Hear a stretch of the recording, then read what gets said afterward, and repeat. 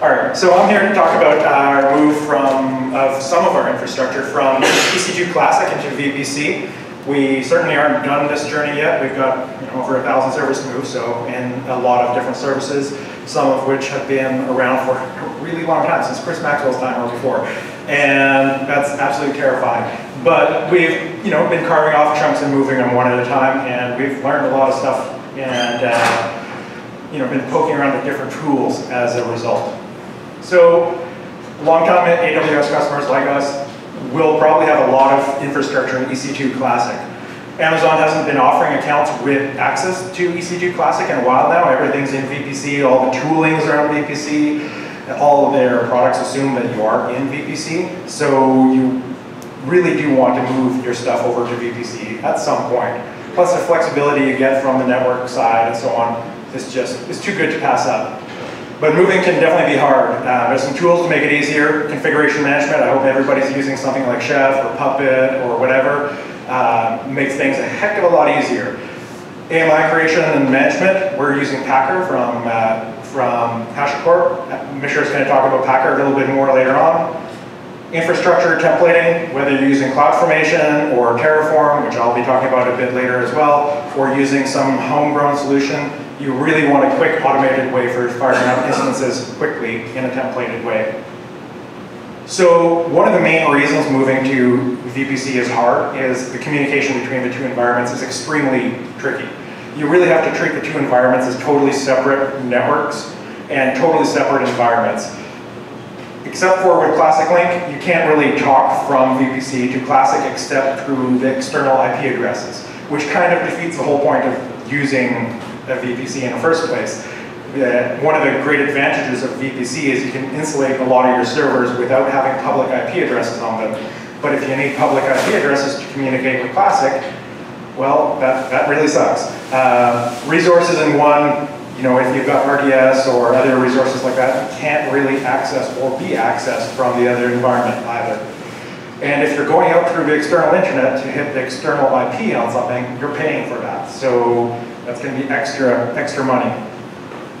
Also, a lot of the resources, you just can't transfer them between environments. If you have like an elastic IP, something as simple as an elastic IP, it's stuck in Classic, you can't move it to VPC. Same for elastic cache and RDS and so on. So it presents quite a problem. So most of you guys have experience with Amazon, so I'm just going to gloss over a lot of the VPC and Amazon setup stuff. But if you're starting from scratch with your VPC design, you want to plan for the future. You want to keep it as simple as possible, but think about where you're going to go in a year or whatever. And really your move should be as simple for yourself as possible and plan on iterating on your infrastructure in the future instead of just making a gigantic leap to the ideal situation. So for newbies to VPC, I highly recommend just a simple two-layer VPC, public subnets, private subnets. The private subnet stuff over here just talks to things in public, like your load balancers, NAT instances, any public instances you need for any reason, and that talks back and forth with the internet. You can get way more complicated with multiple regions, multiple VPCs, which we did, and that's part of one of the things that kind of bit us a little bit is we went too complicated too fast. If you have a pre-existing VPC, well, you're going to want to stick with what you've got, and when you're moving services into VPC that you've already got, you want to try to match what you've already got so it's easy for you to manage in the future. Once again though, keep it simple, you can iterate later. If your actual environment that you want to get it into is a really complicated, very detailed environment with lots of subnets, lots of regions and so on, keep your move as simple as possible. So I mentioned Classic Link already, and I'm going to mention it a whole bunch more. It's an awesome service from Amazon that they launched, I want to say November last year, and it lets you link a Classic server into a single VPC security group. So it allows a EC2 Classic server to look like it is in VPC. It can talk to all other servers inside VPC as if it was there, and servers in VPC can talk to it depending on its security group rules. So there's a lot of gotchas though. It's a really cool feature if you can use it, but it's limited to your same account. You can't, for example, have an EC2 Classic server on a totally different account and link it to your VPC. So we acquired a company last year, which they had their own infrastructure, and this would have been awesome to link in, but we couldn't do it. Classic Link adds a 10/8 route in your VPC, so if you have a more specific route for any reason, let's say you have a VPN to your office, or you have a direct connected data center which requires that route, or you have VPC peering, or any number of scenarios, you won't be able to use Classic Link without clobbering that route. So in some cases that's doable, in others not so much. You don't get, there's no transitive traffic which will be able to hit it. Like if the traffic that is trying to hit this linked instance is already going over a VPN or a VPC peering connection or anything like that, you will not be able to hit this Classic Link instance, and same vice versa. That's usually not a problem because you're usually dealing with services in their same environment, but yeah, it can be an issue. DNS is also extremely hard. DNS problems abound when you're dealing with different environments like this because Amazon uses that split horizon system, which is fantastic most of the time, but when you're using an external name, it's going to resolve to the external IP address. So in Classic, on a Classic Link instance, we're going to try to hit a server in VPC by its external EC2 name, and you're going to get the external IP if it has one, which is a problem. You might be able to use the internal name, there's a couple of gotchas there, but really the safest approach is either manage DNS yourself or just refer to it by the internal IP address. So that means your Classic Link server should use the IP addresses for the VPC services that it wants to talk to, and same vice versa. As I said, you can get around that with some DNS tricks. It's always fun. Oh, last note, Classic Link is not really a long-term fix. I mean, you're not taking the service away at any point that I know of, but use it for moving, don't use it as a permanent part of your infrastructure. So let's talk about moving a service. The scenario, Owly is our link shortener. I can't give you exact numbers because Jake will murder me, but it's probably one of the biggest link shorteners out there after Bitly and the Twitter link shortener, and it's used by our customers inside our app. It's used by just random people who found it. It's used for hosting images, it's used for hosting documents. It gets a lot of traffic. It gets a lot of traffic, but that traffic is very weird in that people don't end up looking at an Owly website. They just pass through Owly, they get a 301 redirect, and off they go. So we don't really have a landing page for them to see. It's also in a different region for historical reasons. It's in a different region than most of our stuff, and it has clearly defined endpoints. So it really provided a great sort of test case for a lot of our ideas for moving services between Classic and VPC. It was a sort of discrete service with clearly defined endpoints, clearly defined servers, and a clearly defined goal. So why didn't we just copy everything into VPC, like create whole new instances, turn them on, and then point people over to it? It's a great idea, but as I mentioned, we don't have direct interaction with the customers, or at least not normally, so we can't really notify them about a scheduled downtime. We really needed to minimize downtime because it is so much traffic and is a really big part of our business, and it would be very visible to people, but we couldn't really communicate with folks. So the other issue is that we have multi-terabyte databases behind some of this, which would have taken forever to copy over, and things would have gotten out of sync, and so on. And there wasn't really any good clustering options available to us to make sure that things stayed in sync during the move. We also needed to support traffic to the old stack for a few weeks. We have a lot of third parties which have their own branded shorteners through Owly, and they manage their own DNS. And even when we notify them, hey, we need you to change your DNS, because remember what I said about elastic IPs, we can't move them into VPC. So we need you to change your DNS. A lot of the companies are not going to do it. So we needed to support the traffic on the old load balancers and just watch them and cajole people to change them. Also, browser DNS caching. It's really weird. You might set a TTL at 300 seconds, but 3 months later, you're still getting a random browser hit you. So first step, identify what needs to be moved and how. So this might be a no-brainer, but SOA services, the new hotness, service-oriented architecture, they're ideal to move because they're very clearly defined. You have this is where your inputs come in, this is where your outputs go out, and it's all one big thing. But Owly wasn't quite that.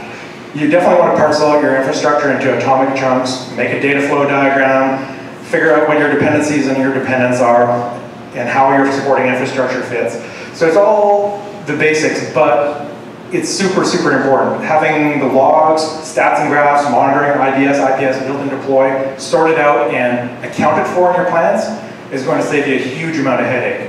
It sucks to end up in VPC and then talk to your build and deploy team and realize they can't push a new version out. So this is roughly what Owly looked like before. There's a couple abstractions here, but close enough. Basically, users and API traffic hitting load balancers. We're using our own load balancers, not elastic load balancing. Hitting web servers, some cache layer. There's some data brokers and the data servers. The data servers are interacting with 2 databases and some cache. There's some analytics queues and workers on the right there, talking to that big database on the bottom right. We're running MySQL as the database. That analytics database is the big one, that's multi-terabyte. And the other one is way smaller, but extremely busy. It has all the hashes and so on. And then, of course, all the supporting infrastructure. Monitoring, stats, graphs, logging, all that fun stuff. I forgot to build and deploy, but that's on there too.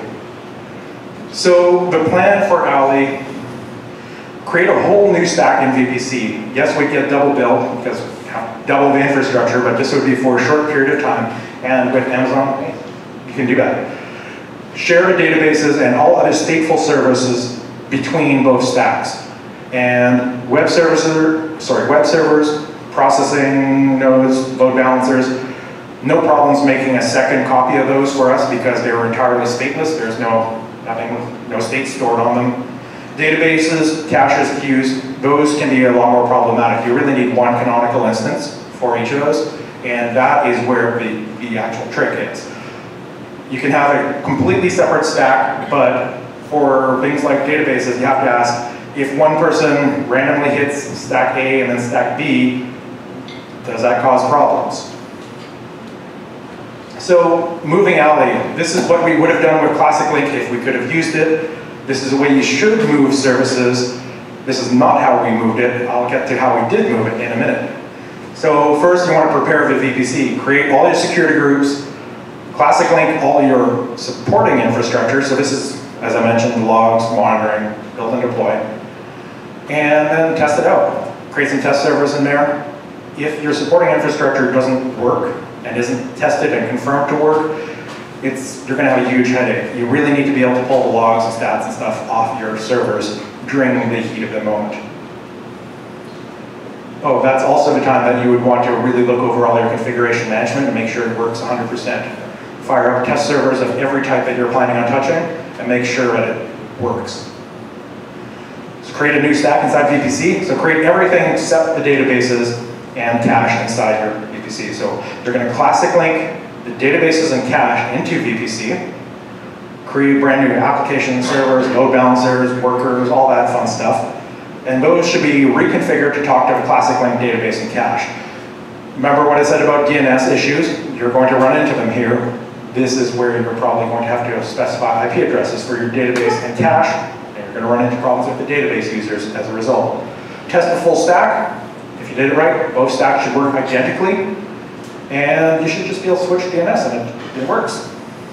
So this is sort of how it would look. You've got Classic and VPC. Everything's just copied between the two, except the cache servers and the MySQL servers are just linked with Classic Link.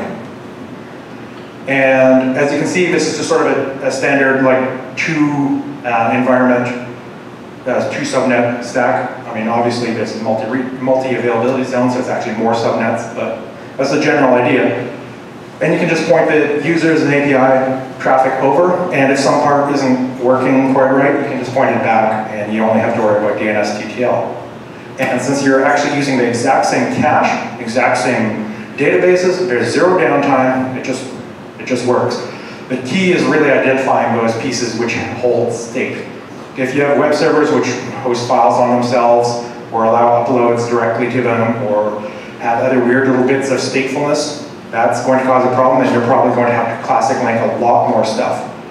But the better you can abstract your stuff, and really in Amazon there's no excuse for having everything on one server, the better you can kind of abstract it and isolate it, the easier this goes. Then of course you can do all cleanup, watch your old infrastructure, delete some old servers. Do not delete the cache or database servers because you're still using them. They're still in the Classic. So at the end of the day, all your traffic's pointing to the right, and only your database and cache and stuff like that is still remaining. Then you can create slaves of the database inside VPC, replicate them, catch them up, make a full HA cluster inside VPC, and new cache servers, all that fun stuff. So you have a situation like this. This is all in VPC now. This server is still technically in Classic, it's just linked. And this is your brand new server with no traffic going to it. Ditto, ditto, ditto. And all your support servers are still Classic linked. You can figure out how to move those sort of on a per service basis. Consider your monitoring, for example, its own service and apply this exact pattern there. Then just do a master swap. Depends on your database technology. We're using MySQL, so that meant downtime. And definitely make a database backup. Definitely check your connectivity from all your app servers to make sure you can actually talk to the database. And just do the app shutdown, change config, set the old one read-only, bring your app back up, and you're off to the races. You'll notice I glossed over a couple things there about cache and all that, and I'll get to that in a second. Are you using RDS? No RDS in this case. I will talk about RDS in a minute, because there is some fun there. So, after you're sure that everything's working, you can terminate your old database servers and clean up your security groups. And you're all inside VPC. So as I said, that's not what we did. We couldn't use Classic Link for a bunch of reasons. Pretty much every reason that I listed that you can't use you can't use Classic Link, we ran into, which is unfortunate. So we had to use the external IPs of the services that we're moving to maintain sort of cross-environment connectivity with all the downfalls that implies. So it's security group management hell because you're hard-coding external IPs into your VPs, into your security groups. We basically moved the databases and cache first instead of last, and then gave the external databases and cache an external IP, whitelisted that IP on, whitelisted all the application servers in Classic onto the databases and so on in VPC. And so once they could communicate with the new databases, did our downtime database swap. Now we had Classic servers talking to VPC, and then we could generate a whole new stack inside VPC. It's sort of just like this, except backwards. We can talk a little bit more about that afterwards if you are in that same situation. So overall, a lot of these aspects kind of suck. There's a bunch of things you can do to make this easier. So, cluster database solutions. I said we're using MySQL. That's not really a good excuse. There's cluster solutions for MySQL as well. MySQL Fabric, for example, or newer products. And you could use something like, Postgres, and probably get away without any downtime at all. Cold cache. You notice I didn't mention anything about cache warm-up. For hourly, that was not a problem. We had actually done some benchmarking and cache performance impact. We knew it would be a lot of hits on the database for about 5-10 minutes, but beyond that, we were confident it was going to work. With Redis, you can easily replicate your cache over, just master slave, and swap over to your slave, so that helps tremendously. If you're using Memcache, you can use something like Twim proxy to act as a front-end proxy for Memcache, allowing you to replicate it. If you're doing anything else though, definitely look at custom cache warm-up scripts, especially if you're really, really cache dependent. You have to also be careful with queues and scheduled workers. You might have noticed in my diagram that we had worker queues, and in our case that wasn't too big of a problem. We'd let the old ones drain out and just watch traffic on them. There wasn't really any fear of duplicated jobs, but there often can be problems with duplication, with worker queues, with crons, with any kind of scheduled job. Just make sure that your job is like a singleton and it cannot be run twice at the same time, and you should be safe, but be extra careful with that. So AWS services, to bring up Jared's point, there's a bunch of AWS services you can and maybe should be using, and they all interact with this in different ways. Elastic IPs, I mentioned, you cannot transfer them between environments. So if you have a fear of somebody hitting an IP that you own after you've released it, don't release your classic EIPs for a while until you are absolutely certain that you're never going to get traffic to them. And especially if they are actually super important for any reason, like you have third-party APIs pointing at an IP address instead of a host name. S3, it used to be a bit of a problem. S3 is considered an external service, so you would need to have actual internet access through a NAT server from VPC. That has changed recently. You can actually make an S3 endpoint inside your VPC, and that's awesome. You can talk directly to S3, no problems. Owly, in fact, does talk to S3 because that's where it stores your images and documents. No problems there. Elastic load balancing. This one's a bit weird. If you're using Classic Link, if you have a load balancer inside VPC, it can talk to your Classic Link server, as you would expect. If your load balancer is in Classic, it cannot see any of your VPC stuff, and there's no way to make the load balancer be Classic linked itself.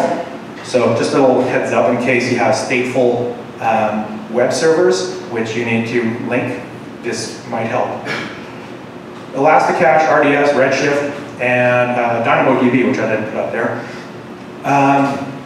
They're funky in that Amazon doesn't really provide any really good way of moving any of these services. In a lot of cases, you can do a backup of your data through Amazon and then restore it inside VPC, but you can't really replicate across the two in most cases. So you have to really schedule some downtime or deal with the fact that you're going to have to deal with that period where you're restoring your backup. Another option is in Classic, you might be able to make some of these services, such as RDS, available externally, and then you can hit it through its external IP and deal with it that way. But it's a very tricky one. I hope that there's some other ideas and products out there which can help with this, and I'd love to pick your brain. But I know that one of our teams ran into this problem, and they basically just had to schedule downtime for it. No way they could find around it. Yes. Do you have border migration? You might want to look into Scale Arc. Sorry? A product called Scale Arc. Okay, so there's an awesome product called Scale Arc, and we should all ask him after the presentation. Okay, so now what? We've got one service in VPC now. There's still a lot to move. You still have lots of stuff in Classic. You're going to have a transition period where things are just weird. So you can do things like Classic Link any remaining service endpoints so that your new VPC service can talk to your old services still. So just link in any load balancers or brokers if you need to, if you have some interdependencies. You can use HA proxy to help sort of deal with the issue of dynamic amounts of servers and so on. In cases where you have in cases where you have to use the external IP to communicate across the gap, dealing with whitelisted IPs is a bit of a pain, but dealing with a dynamic number of whitelisted IPs is a huge pain. So if you have a load balancer on the client side there, using HA proxy, for example, you can proxy all your traffic through HA proxy and end up with one or two IPs that you have to whitelist on the other side to manage, but that's easy to manage. You attach elastic IPs on there, and you don't have to worry about them changing. Managing a split infrastructure is super hard, so I highly recommend either getting it done quickly and getting off of this situation, or in this scenario that we're in right now, where it's lasting a while, using a lot of tooling to help. So up next, we're going to talk a little bit about Packer, about Terraform, and there's a lot of other tools out there which we can talk about afterwards. Thanks. Mishra's up next.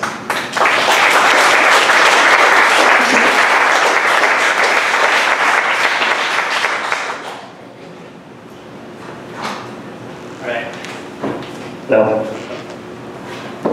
So we use a lot of Hashicorp tools at Hootsuite. We didn't, I think, do it. Most of this transformation happened in last year. We started using Packer for building AMIs, and I think some VMware images as well. And we started using Terraform, which Jonas will talk about, and then Vagrant in Dev and Consul for some dark launching and a bit of service discovery stuff. Today we'll just talk about Packer and Terraform. So Packer, how many of you know actually how Packer works or what Packer is? It's a lot of people, okay, good. Packer is a tool for creating identical machine images for various platforms, for EC2, for Google, for VMware, OpenStack. And the key point here is you can use a single source config and basically spit out these images, which are identical, hopefully. It does support multiple provisioners, so it supports Ansible, Chef, Puppet. It supports Chef, Solo, and some Puppet masterless as well. It's written in Go. So why did we end up using Packer? Initially, our AMI creation process was an ops engineer would start an instance, and then that would be like the base instance, with the base image, and then he would run an Ansible playbook. I guess in your case would be any provision that you guys use, and then the instance provisioned, and then we had a script that I guess Gavin right here wrote that ran, and then that bundled the image and uploaded to S3. And then we finally pushed it to, we had an amazing output of awk, set, and some curl commands, and then we finally posted that to Amazon and then to our inventory system. So the whole process took a decent amount of time. It was okay for the time that we were, I guess, at that time we were not really using AMIs a lot. Now I guess we do. So we had to change this. So a few things that came out of this was having this seamless building and provisioning of server images. So basically you want to spin up the machine and you want to configure it automatically. And need for a fast infrastructure deployment, reduce time with pre-baked images. So let's say you have a pre-baked web server image, you can come up and then you can have some local startup scripts configure the web server and trigger the load balancers to say, okay, now start serving me traffic. So the overview, this is basically all this is part of the same config. I've broken down into components so it's easier to explain. The builder side is basically Amazon for basically building an image for Amazon or DigitalOcean or Google. And then provisioners you can use Ansible and Chef. The provisioners work in sequence. So let's say you have an Ansible provisioner, then you have a shell script that runs right after. So they have to happen in sequence. And post-processor is basically if you want to spit out a vacant box or you want to push to vSphere. And then finally the product that you get is a server image. So this is a example Packer configuration file. And it has multiple builders. So you can see Amazon and VMware. I do not recommend this, but we usually go with one builder for Amazon, and then we have multiple provisioners. So basically you can have, you can spit out images for dev, staging, and production, let's say, with 3 different configs. And it also helps us post-process Vagrant boxes in dev and release them as well. Now they have Atlas integration as well. Yes, Gavin? Do you separate your code artifacts from your EC2 environments? Or do you deploy the application in a server with config and make the whole thing? So yes, so that's a good question. Gavin's question was, do we bake the code into the AMI? No, we don't. Basically, we bake the infrastructure, and then once the machine boots up for the first time, it pulls in the latest artifacts and starts up. Okay, so I guess this provisioner is, I just have the Ansible provisioner here, but you can have multiple provisioners. Again, they have to be in sequence. So basically, this runs first, and if you would have a shell provisioner and multiple other, I guess, provisions that Packer allows you to use, they happen in sequence. They execute in sequence. Then, okay, yeah. So basically, how the AMI creation process works is, Packer starts a temporary instance. It creates temporary security groups and keys, and then runs your provisioner on it. In our case, it's Ansible locally, and does not create the AMI if any of the Ansible tasks fails, and then terminates the instance once it's done. So a few things that we had to take care of, I guess. We were a bit careful about AMIs because if they were misconfigured and we make the image and we start using that in production, then it's not the best, of course. And we also needed some ways of building these images using a push button. So we added some more components to Packer. So we added server spec and Jenkins. Server spec is basically testing your configured servers. So you can do basic tests like if a file exists or a service is running or a port is open. It's a really cool tool. You should definitely using it. We've had some issues with it lately. That's because the pace at which we're changing the infrastructure, we also have to come up with certain basic tests, which we've kind of lacked. So hopefully we can catch up there. And Jenkins basically everyone knows what Jenkins is, hopefully. Just for providing some simple input parameters for Packer to use, and then for notifying operations engineers. So this is a final process that we came up with. Basically, the ops engineer starts the Packer Jenkins job. This is a manual step, but this can again be automated. You can have it trigger on. Let's say you use Git and you have some code there, and when the code's committed into master, Git hook, and it starts the Jenkins job. Jenkins again basically provides the parameters for Packer, and then Packer provisions the instance and runs the provisioner, and then packs the image. Before blessing the image, it runs certain service spec tests on it, and then packs the image. So if the tests fail, the AMI is not blessed, and a HipChat, we use HipChat. HipChat notification is given to ops engineers saying, a build failed. Otherwise, it's pushed to Amazon, registered in Amazon, and also pushed to an inventory system. And HipChat notifications again given you have a successful build, and then next time our ops engineers start a server, it automatically picks up the latest, let's say, base image or web server image. I did write a blog post on it, so you guys can go in and check it out. It should be with the slides. That talks about certain components and details that it's hard to communicate everything in the talk. Right. Okay. So I guess I sound like a bit of a salesperson for Hashicorp, so I'll let Jonas do the talking for Terraform. Yeah, so Terraform's another Hashicorp product, so hey, buy Hashicorp stuff. Anyways, so I'm just going to do a little quick gloss over Terraform. I know some of you guys want to get a lot more deeper into it, and I would be happy to talk to you afterwards. There's a lot of weird little issues with Terraform, and we're still struggling with it. We're using it sort of on a test basis for just to figure out how this is going to work out for us in the long run, because it's a really cool product. So what is Terraform? Similar to CloudFormation, CloudFormation is Amazon's sort of infrastructure as code style service. So similar to CloudFormation, it lets you describe your infrastructure in code. In this case, it is a DSL. It's not JSON, so you can add comments and so on to it. And it's basically, you can think of it as configuration management for your infrastructure. So where you might have Chef, which you run regularly to bring your servers up to a certain configuration which you have defined. So you make sure it's got the right version of Apache, and it's got these services running, and everything's boot safe. Similar to that, Packer can be used, sorry, not Packer, Terraform, can be used to make sure that your infrastructure is matching what you expect. So do I have 10 web servers? Do I have DNS pointing to the exact right IP addresses and all that fun stuff?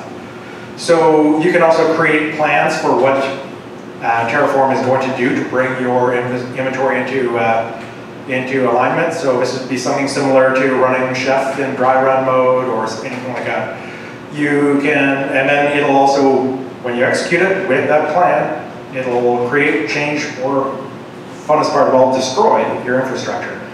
So the general workflow is you make changes to your infrastructure in the code, and you pull a state from a remote store. In our case, we use Git. Hashicorp would be happy for you to use Atlas, I'm sure. There's a couple other stores you can use. You can run your Terraform playbook, basically, against this state and generate a plan. And at the same time, it'll refresh the state against your actual real resources to see if there's anything going on.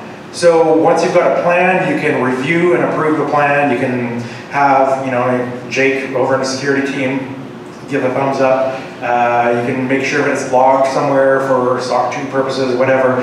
And it's fully tied to you that you have created this plan and that somebody else has approved it. Then you can execute the plan and guarantee that only the plan will be executed. When you're passing a plan to Terraform, that's what it'll execute. It won't run anything else. And if it can't execute the plan because the infrastructure changed while you were running around trying to get people to sign your stuff, it just won't run it. It'll partially run it, which can be a problem, but it won't destroy anything or create anything outside of the plan. And then you can push your state, your code changes, and all that fun stuff up to your remote store. Once again, we use Git, so there you go. So the general idea, the sort of goal of this is to provide a very code-like build, approve, sort of merge request, and so on process, which is auditable, traceable, and very clearly defined. So it's small. I'll post these slides up afterwards, but this is sort of just a general example. Oh, thanks, Mishra. This is a general example of sort of how the code would look and how the plan would look. So we can define the server, the DNS record, security group, and all of these are sort of referencing each other. Like the DNS record is referencing the server's private IP address dynamically, and the security group is mentioned inside the server, once again, just by name. And then when we run the plan, it's going to tell us, hey, I'm going to create this server with this AMI and this many of them, and I'm going to create this DNS record. I don't know what the record is going to look like because I don't know the IP address yet, but I know that I'm going to generate it. I'm going to create a security group and all that fun stuff. Internally, Terraform has a full resource dependency graph built in, so it is very good about deciding what order things need to be built in to make everything else work. If it guesses wrong, you can force some specific explicit dependencies, but the dependency graph internally is extremely powerful. It lets you say, for example, you run your plan and it tells you it wants to do 200 changes. You can, if you want, narrow that down and say, hey, I just want to apply the changes which pertain to this one resource. And it'll build a dependency graph based on that one resource and say, oh, to bring up that one server, this is going to involve 6 changes. And those 6 changes are a lot more palatable. You can get that plan passed and approved and run. And then deal with the other hundreds of changes after. So that's the awesome thing about it. The good, it's code, it's not JSON. Sorry, that's not a knock against cloud. Actually, that is a knock against CloudFormation, sorry. It's easy to read, it's easy to maintain. Well, mostly easy to read, mostly easy to maintain. It's easy to create and audit execution plans. You can limit changes to what's in the existing plan. You can create and visualize resource graphs, so those internal dependency graphs which I mentioned, it can spit it out in a couple other formats so you can make a pretty picture of your infrastructure. It doesn't require any machine-generated resource names. It's multi-vendor support. It's almost entirely AWS-based right now, but has some limited support for Azure, Google Compute. It has some support for other providers, for DNS providers and so on, so that you can push up DNS record changes to things like DNS Simple, I think. I forget what they're called. Not easy DNS now. And it's always evolving. But there's a lot of buts. A lot of buts. I only put 3 bullet points there, but there's more. And there's this person here who mentioned the challenges of Terraform, and he's very right. So it stores known state in a state file, which is good, but keeping this in sync long term can be tricky unless you're really committed to Terraform. You can do some cool stuff with that state file. It's just JSON documents, so you can actually modify it yourself and put your existing infrastructure in there, but it's really arcane process. There's some tools to help, and there's promise that eventually this will be an official feature in Terraform, but it's not there yet. It's very young, it still has a lot of flaws. The sort of proof of concept that I was running here at Hootsuite broke when they upgraded to 0.6.0 last week, and I have yet to fix it. So that's fun. It's still quite arcane. It might be code, but it's very, very sort of declarative code. There's no for loops, there's no ifs, it's nothing like that. It is very much, you say, I want X, and you get X. You don't say, if this state happens, then do this and that. It's extremely declarative. Before it does any changes, it knows exactly what it's going to do. So, which is cool, good and bad. So a couple more quick points that I wanted to point out. The fact that it is, it's an open source tool and so on, and the fact that the state file is all JSON, you can really dig in and figure out what the heck is going on when it does break. But yeah, problematic. Anyways, that's what I've got for now. Do you guys have any questions? Yes? Okay, I looked at it in Terraform a bit, and I was hoping it would address some of the shortcomings of CloudFormation, and it totally does, but like you said, it's sort of declarative. There's no conditions that I've seen. You can do looping by just putting an account, but there's no conditions, right? So I'm wondering, do you still need something on top of it, like a templating language or something to do this kind of logic? Because to me, it's just like CloudFormation, even almost worse, because CloudFormation does have conditions and have mappings and stuff like that. So I'm wondering, I saw there was a thread in their GitHub where they're discussing adding conditions. Do you know if that's happening, or are they just going to leave it as it is? Or? So just to summarize, basically the lack of conditions really is causing you grief, and yeah, it is painful. And what I found works pretty well is you can do mappings, and they're actually a lot easier to maintain, I found, in Terraform than in CloudFormation, but 6 of one, half a dozen of the other. Mappings can definitely help. You can modularize your code, as in break out chunks of your Terraform code to reuse repeatedly. So for example, I have a bunch of AMIs specified based on their zone and whether they're for staging production and a couple other factors and what exactly they're for, inversion and so on, in a big complicated mapping, and that's all modularized. So basically anywhere that I'm using this, all I need to do is call this module and say, give me an AMI ID, my environment is staging, I'm in US West 1, and my service is X, and I want it to be Ubuntu 12.04, and I don't care what, it just has to be the latest version, and out comes an AMI ID. So it's all modularized. My complicated stuff with using their very declarative maps is a bit of a mess right now, but it sort of acts a little bit as a function in that case. It is still very much declarative. You're still taking a very, very specific set of inputs and getting one specific output, and you will always get that out. But it works okay. I don't know. I think it's a long-term argument as to whether or not infrastructure management stuff should have a ton of like forking and case situations in it. But hey. I'd like to add something to that. I do contribute to Terraform, and I think I did see that up there. Not in the short-term plan. I don't think they're going to implement any ifs or buts or looping. Maybe next year. I don't know. Not really. I can't officially say that though. But it's definitely there's a big thread that discusses the one problem, and everyone's faced it. So hopefully we can do something. Sorry, I just put it there just in case you wanted to note down our names. It's not that it's over. So, questions? Yes? When you decide to execute a plan that you had prepared a while back, does it try to pre-verify that it's still going to execute, or does it just start run it if you fail?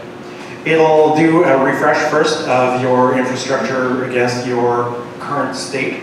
And if the plan doesn't make any sense against the state, it'll fail early, but it'll still try to run it. But it'll usually fail quite early. But it really depends on the details of your plan and what has changed. As I said, we're running in a fairly isolated case. One of the services that we moved to VPC really recently, we just did all the infrastructure in Terraform and set it up as as generalized as possible. I'd love to put some of the code up on GitHub, but we'll see. And it worked out pretty well for us. I mean, it was awesome to be able to spin up. Goodness, that must have been about 50 servers. And as we were messing around with security groups, as I said, we can't use classic links, so we had a crap load of IP addresses in these security groups. Being able to just manage all that in code and just be able to just rerun the thing, and it applies the 20 new IP addresses to 10 other security groups with no problems. That was awesome. Did you try changing what you built? Sorry? Did you try changing what you built to bullet ones and try to modify how painful that? So in terms of changing or applying changes, yeah, we did a fair amount of that in terms of, and it really depends on what you're changing on what resource in terms of what happens. So adding an IP address to a security group, that's very easy to do. The cloud, to clarify, Terraform uses the API, the Amazon API directly. So if you can do it through the API, you can do it in CloudFormation. Well, if you can do it in CloudFormation, it has to work through the API, right? So you can't do things which are impossible in Amazon. So adding a security group rule or deleting one, super easy, not a problem. It doesn't destroy anything. If you want to change an AMI that is behind an instance, like you defined this instance as having AMI whatever 1, and it's changed, and now it's AMI whatever 15, it's going to ask to recreate an instance for you, destroy it and build a new one, and update all the security groups and whatever that might be associated. And depending on what you're intending, that might be a problem. But it really depends on what you're intending. Other destructive things are changing the names of security groups, changing the description of security groups, sorry, changing the names of classic security groups, I should say. That kind of stuff. But that sounds exactly like cloud. That doesn't does sound like sound- a specific issue, because if you need to change the name of a certain resource in EC2, sometimes you have to redo. Absolutely. So I think And- those limitations are to do with Amazon versus like the tooling. Absolutely. This is just to be clear, this is a limitation on any kind of tooling that you would use with Amazon, and it's just something you need to be aware of, and one of those things which makes it super important that you be able to produce a plan and actually validate what you think you're changing versus what is actually changing. And I mean, you can do it with CloudFormation, you can do it with Terraform, you can do it with, if you're using Ansible to create your infrastructure, anything like that. All of these tools will give you some safeguards here, but I just want to super highlight to anybody who's entering this field as a newbie, be very, very, very careful. Yeah, how reliable is the execution plan? Like, I don't, that's one of the selling points, because CloudFormation has nothing. So this is a lot better than nothing, it can't be worse. So like, how good is it? So the question was the reliability of the execution plan. Like, how sure can you be that it's not going to destroy other stuff which isn't in there?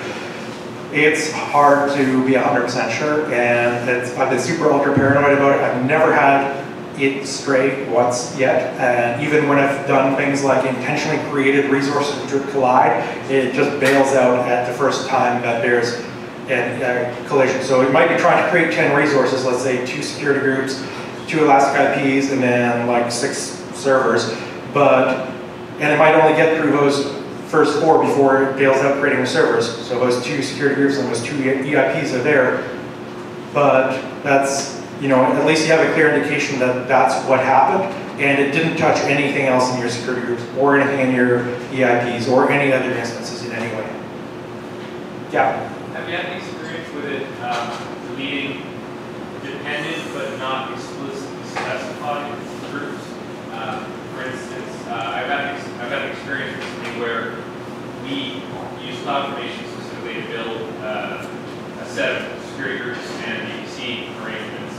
We spun multiple environments which hard-coded in their CloudFormation templates. They hard-code the addresses of these other network pieces. the most part, Amazon's pretty good about respecting those. But we encountered an edge case where deleting a non-production environment, which had a link, a transit link back to one of these security groups, it forked the security group, which was what everybody used for egress traffic.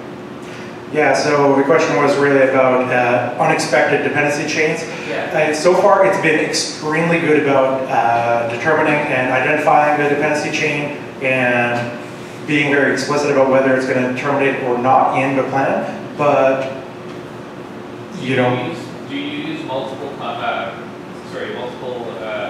Terraform configurations? Say you got a state file, so that's like, do you have everything in that one state file, or do you have state files for products, like one for service or microservice backend?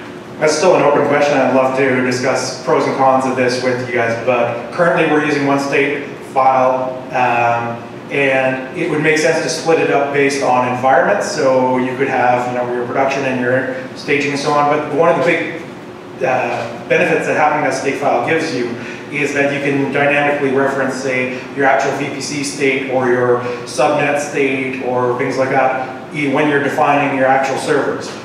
And with Atlas, they do promise that you can do things like separated state and merge state. So you can have, let's say, one team and one set of Terraform stuff, which defines your VPC, your subnets, and your VPN, and some other really, really core infrastructure stuff. Aw, that's sweet. Anyways, very core infrastructure statement, and then the state file that gets generated from that, you keep it under lock and key. You make sure it's read-only, and the Terraform stuff that you're dealing with is also read-only, and or people don't mess with it. And then your separate day-to-day Terraform stuff could be for your servers and your security groups, and that could potentially read this infrastructure state file, so you can at least reference your VPCs without having to hard code in VPC IDs, and sort of deal with this merged state. And that's sort of the holy grail there, because you can use an API limited user which doesn't have access in any way to delete or change anything about your VPC,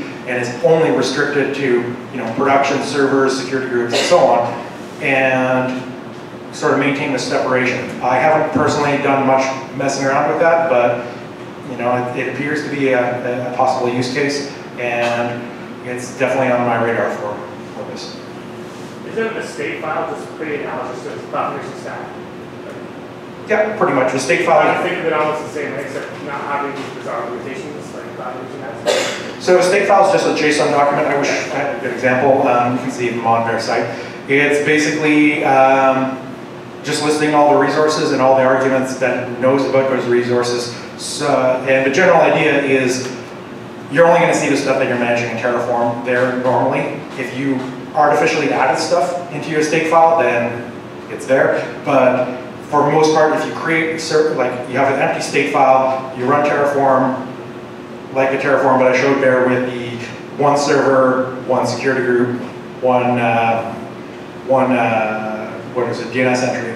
And that's what's going to show up in your state file. It's going to show up the server with the AMI, the instance ID, the size, VPC subnet, and so on. And then if I reference that server elsewhere, let's say I have another security group and I want to mention that server by IP or something like that, or if I want to add it to an autoscaling group, I can just mention the server's internal name, ID, and there you go, I've got the Amazon ID. It's very similar to CloudFormation, but better than something. Yeah, it's not, I'm not saying it's super better or super worse than CloudFormation, and there's always going to be, since it's not an Amazon product and it depends on the hard work of these folks, it's always going to be lagging behind some new features and so on. It's different, it's really, really cool, it's really worth looking at. It is super immature, so, but the broken parts about it are not broken in ways that would run out and destroy all your infrastructure from what I can tell.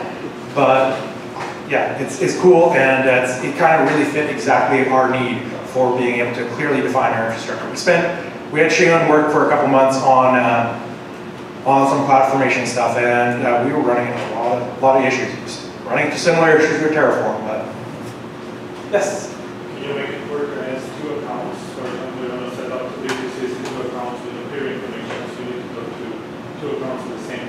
that use case for it, or? Yep, so the question was about 2 accounts. So what you can do is when you are defining your provider, so let's say you're saying I have a DigitalOcean provider or I have an Amazon provider, you provide the credentials to that provider and then you sort of, that provider is implicitly used when you're creating resources from that provider, but you can also be explicit. So you can say, this instantiation of the AWS provider is for US East 1 account blah using this key and this secret. And then when you're creating these security groups, you're mentioning that specific provider. And you can create another provider for US West with this key and this secret and maybe a totally different account. It's really up to you. But yes, you can use different providers and explicitly reference them instead of using the implicit. But Yes. can you reference the logical IDs that were created from different sort of states from different accounts? Yep, so the logical IDs, they're all in the same state file. According to Terraform, it doesn't realize that it is in different accounts. All it cares about is that in your context of your infrastructure, this is what you are caring about, this is what you have defined, and this is what its current state is and what its expected state is. So if they're in different accounts, you could potentially get into weird collisions with names and things like that. It is in theory possible, but it seems to be namespaced well enough that that shouldn't happen, but I'd be really curious. Yes? This state file that Terraform creates, how are you sharing that between different users of Terraform, or are you just the only user of Terraform? Right now it's mostly me, and folks on my team are doing a bit more poking. Gonzalo, see here, is also doing a bunch of work, and we're just sharing it through GitHub Enterprise and just communicating directly. The goal here, the sort of workflow that we're envisioning is that you would, as I said there, is you check out Terraform, you work on the part that you're interested in, and say, adding a brand new service. So you clone one of the service directories, rename it appropriately, say how many servers you want, all that. You commit your changes, you have a post-commit hook which runs the plan and attaches your plan to that commit. And then you can go around and beg people to +1 your commit and get all the sign-off that you need depending on the environment and depending on the changes. Then when that's all approved, you have a select list of people which have merge and sort of application permissions, and when they sign off and hit go, you sign off and hit go and it applies the plan. If you're doing it in a centralized spot like that, you kind of mostly avoid the question of, hey, how do you make sure your state file is out of date, not out of date, how do you merge changes back in and all that. So that's sort of a general idea. Hashicorp does provide, like the way they make money, all this stuff is free, right? So the way they actually make money is they provide a service called Atlas, which is sort of a workflow management system plus an artifact repository plus a bunch of other stuff, which they offer native connectivity into Terraform, for example, so that you can easily put your state file on Atlas or reference resources which are stored in Atlas and so on. Actually, that brings me to another quick point which might address some questions here is it does tie into Consul, which I don't know how many of you guys know about Consul. Put your hands up. Okay, so those which aren't familiar with Consul, are you familiar with etcd or etcd?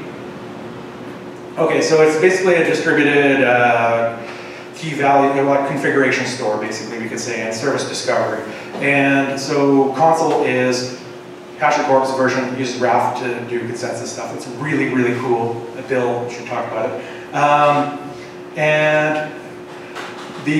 So Terraform does hook into that, so it is possible to put like lists of data and so on in Consul and make it somewhat dynamically available within Consul and expose that data up to Terraform.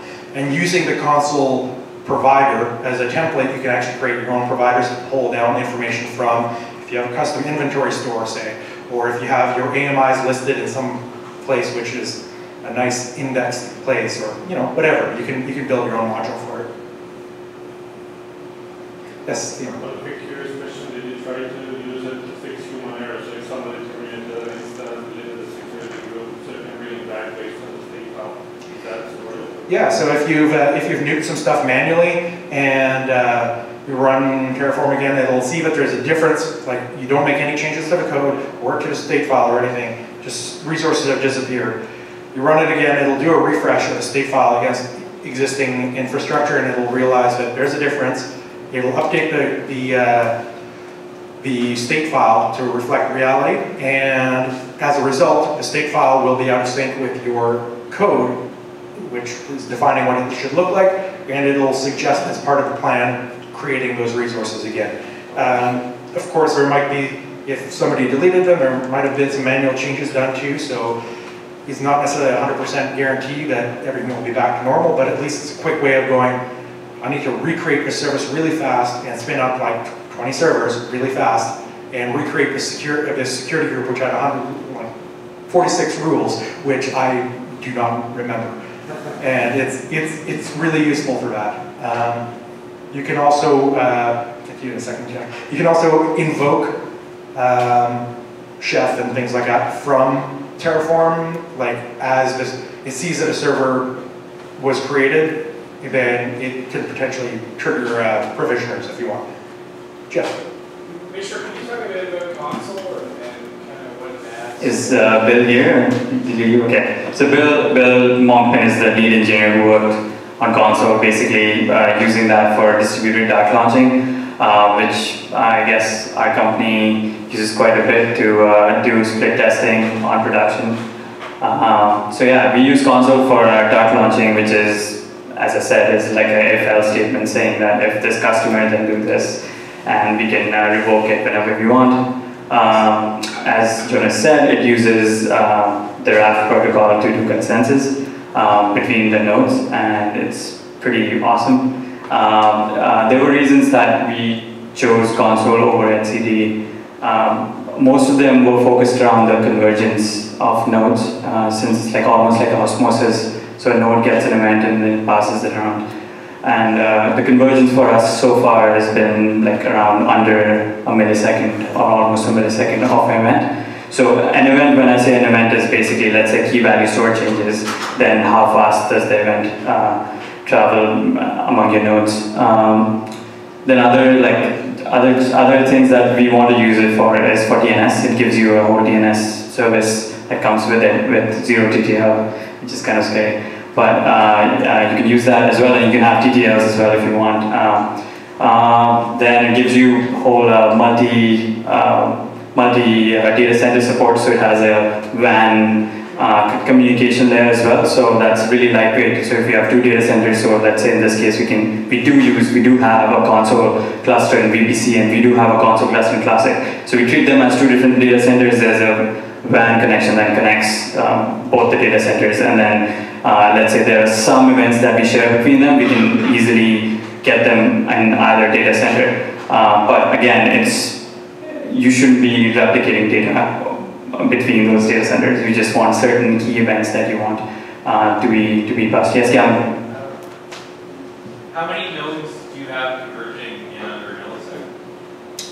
I think counting first, how many do you think? Just under 200. Under 200, I think, yeah. And they're all in the same WAN? Oh, sorry, all in the same region? Yes. Those nodes, yes. Right now we are like in a split. The reason why I have to think about it is because now some stuff is in VPC, some stuff is in Classic, so that's why.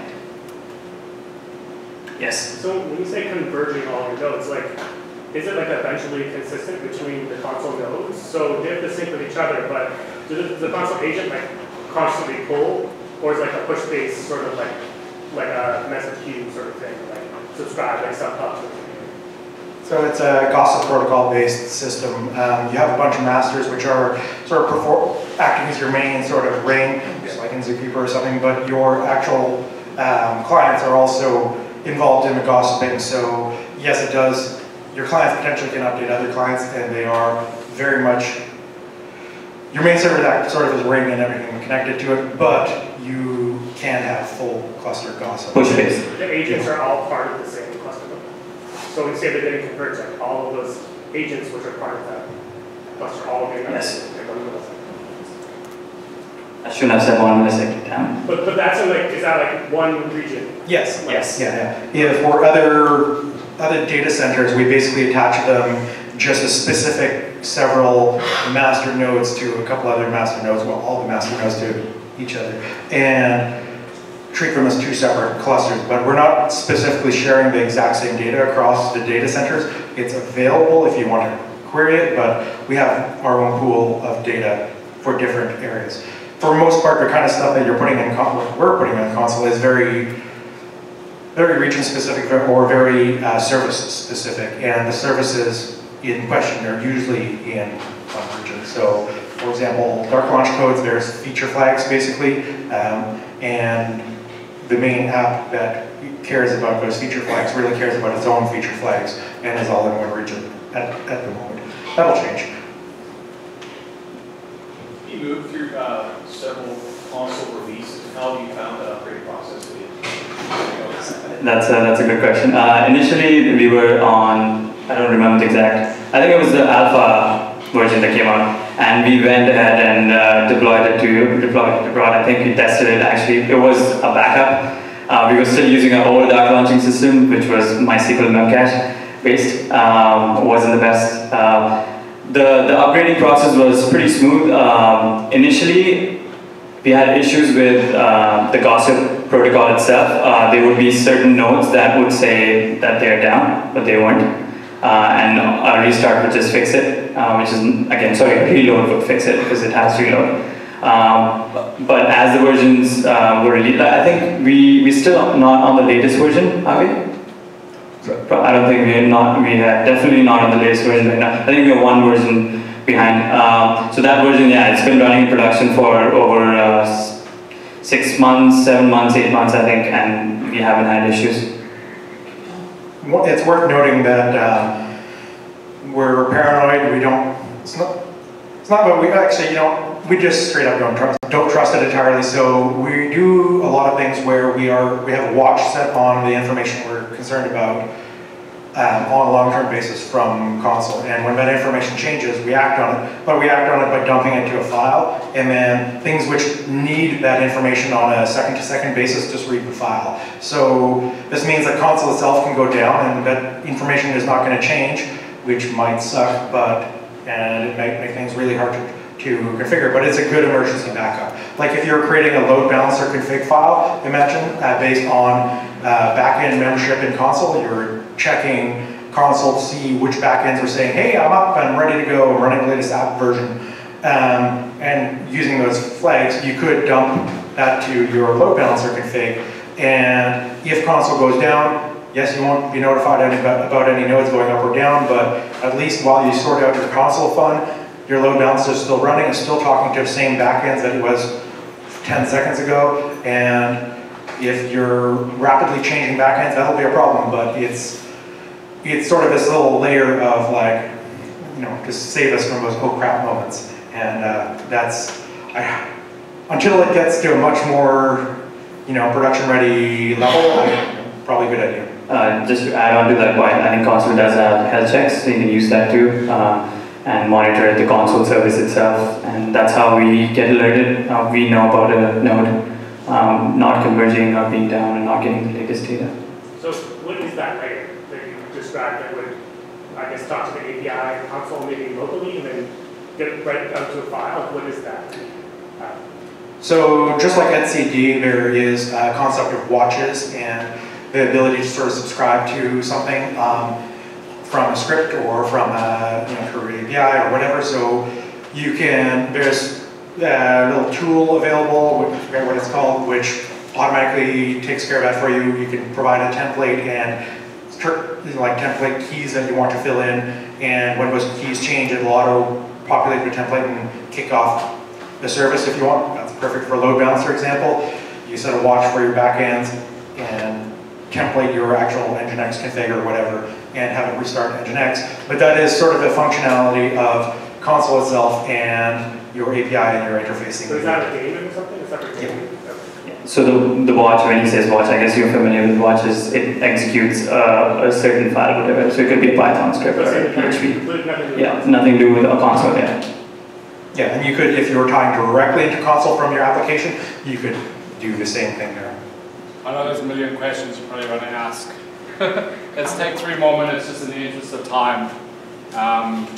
And thanks everyone for coming. So yeah, just a few more questions, otherwise you guys need to get better about this. All right, yeah, just a couple quick wrap-up questions if anybody's got a couple last-minute things. Yes, you. Are you using Vault at all to store like sensitive information like connection strings or? We're using Vault in a very limited sense.